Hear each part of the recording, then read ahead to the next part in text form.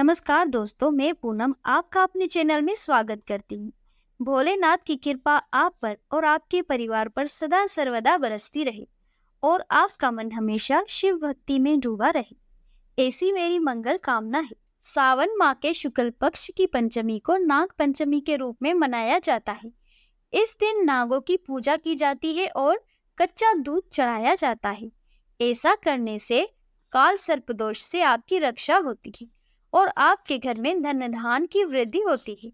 मान्यता है कि नाग पंचमी का व्रत रखने से भक्तों की सभी मनोकामनाएं पूरी होती हैं। नाग पंचमी की पूजा के साथ भक्तों को कथा का पाठ अवश्य करना चाहिए। नाग पंचमी की पौराणिक कथा।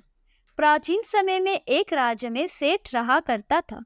सेठ के 7 बेटों की शादी हो चुकी थी। सेठ की सबसे छोटी बहू बुद्धिमान और चरित्रवान थी। एक दिन बड़ी बहू घर के सभी बहुओं को मिट्टी लाने के लिए अपने साथ ले गई।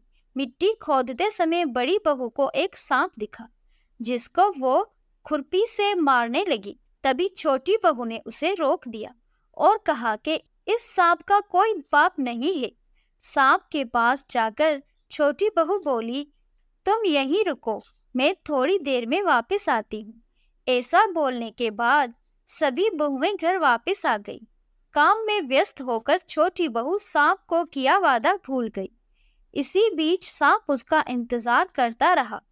दूसरे दिन जब छोटी बहू को सांप से किया वादा याद आया तो वो भागी भागी सांप के पास जाकर उससे क्षमा मांगी और कहा कि भैया, मैं काम में व्यस्त होकर अपना वादा भूल गई थी। सांप ने कहा कि तुमने मुझे अपना भाई माना है, इसलिए मैं तुम्हें जाने दे रहा हूँ, वरना कोई और होता तो मैं उसे डस लेता। इसके साथ सांप ने कहा कि तुमने मुझे भाई बोला है तो मैं आज से तुम्हारा भाई हूँ, तुम्हें जो मांगना हो वो मांग लो। तभी छोटी बहू ने कहा कि मेरा कोई भाई नहीं है, आज से आप मेरे भाई हैं।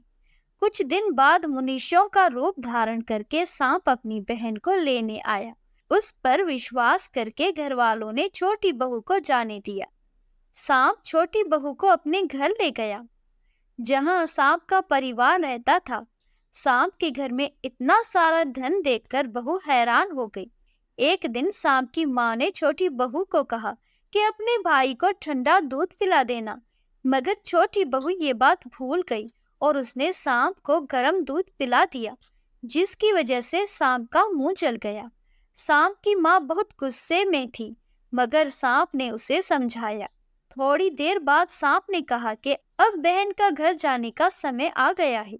घर से विदा करते समय सांप के परिवार ने छोटी बहू को सोना, चांदी, हीरे, मोती, कपड़े और गहनों से भर दिया। जब छोटी बहू घर लौटी तब उसके धन को देखकर बड़ी बहू को जलन होने लगी। गहनों के साथ सांप ने छोटी बहू को एक हीरे और मणि से बना हार दिया। पूरे राज्य में इस हार की चर्चा होने लगी। जब रानी को पता चला तब उसने ये हार मंगवाया। छोटी बहू को ये पसंद नहीं आया और उसने सांप को बुलाकर सारी बात बता दी।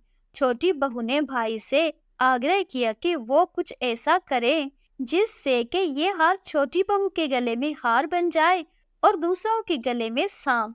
बहन की बात सुनकर भाई ने भी ऐसा ही किया। जब रानी ने ये हार पहना तब उसके गले में हार सांप में बदल गया।